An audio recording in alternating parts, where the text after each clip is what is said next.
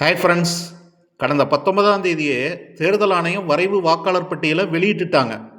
இப்போ இந்த பட்டியலில் எதனால உங்கள் பேர் நீக்கப்பட்டது அப்படின்ற காரணத்தை கண்டிப்பாக அதில் மென்ஷன் பண்ணியிருப்பாங்க.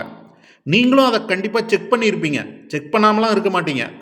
பட்டியலில் இருந்து பேர் நீக்கப்பட்டவங்க புதுசாக தான் ஓட்டர் ஐடிக்கு அப்ளை பண்ணணும். அப்படி அப்ளை பண்ணுறதுக்கு டைம் ரொம்ப கம்மியாக இருக்குது. ஏன்னா ஜனவரி மாதம் 25ஆம் தேதி தான் கடைசி தேதி அப்படின்னு தேர்தல் ஆணையம் முன்னையே அறிவிச்சிட்டாங்க. அதுக்கான டைம் லைனை கொடுத்துட்டாங்க. இப்போ ஓட்டர் ஐடிக்கு புதுசாக நீங்கள் அப்ளை பண்ணுறீங்க அப்படின்னா அதுக்கு இருப்பிடச் சான்றிதழ் கேட்பாங்க. இப்போ இந்த இருப்பிடச் சான்றிதழை பொறுத்த வரைக்கும் இது நாள் வரைக்கும் நீங்கள் ஆன்லைனில் தான் அப்ளை பண்ணிக்கிட்டு இருந்தீங்க. ஆன்லைனில் அப்ளை பண்ணும்போது என்னாகும், விஓஓ கிட்ட போகும். விஓஓ வெரிஃபை பண்ணிவிட்டு அந்த ரிப்போர்ட்டை ஆர்ஐக்கு அனுப்புவார். ஆர்ஐ அதை பார்த்துட்டு தாசில்தாருக்கு அனுப்புவார். இதெல்லாம் முடிக்க லேட் ஆகிடும்.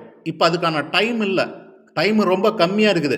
அதனால இப்போ கவர்மெண்ட் என்ன சொல்லிட்டாங்க அப்படின்னா, இதுக்கு நீங்கள் ஆன்லைனில் அப்ளை பண்ணுறதுக்கு பதிலாக உங்களுக்கு சம்மந்தப்பட்ட அந்த மண்டல துணை வட்டாட்சியரையோ அல்லது தாலுகா துணை வட்டாட்சியரையோ நீங்கள் நேரில் பார்த்து அதுக்கான மனுவை கொடுத்து அந்த இருப்பிட சான்றிதழை நீங்கள் இலவசமாகவே வாங்கிக்கலாம் அப்படின்னு சொல்லிட்டாங்க. இது எது வரைக்கும்? ஜனவரி 25ஆம் தேதி வரைக்கும் தான் இந்த சலுகை. அதுக்கப்புறம் கிடையாது. அதுக்கப்புறம் அதுக்கு உண்டான கட்டணத்தை நீங்கள் செலுத்தி தான் ஆகணும். இதுதான் இதில் இருக்கக்கூடிய விஷயம். ஓகே ஃப்ரெண்ட்ஸ், இது சம்மந்தமாக உங்களுக்கு மேலும் விளக்கம் தேவைப்பட்டால் சம்மந்தப்பட்ட அலுவலகத்தை நீங்கள் நேரில் தொடர்பு கொள்ளலாம். அதுக்கான விளக்கத்தை கண்டிப்பாக அவங்க கொடுப்பாங்க. இதுதான் நான் சொல்ல வந்த விஷயம். மீண்டும் ஒரு நல்ல தகவலோடு நாம் சந்திப்போம். நன்றி.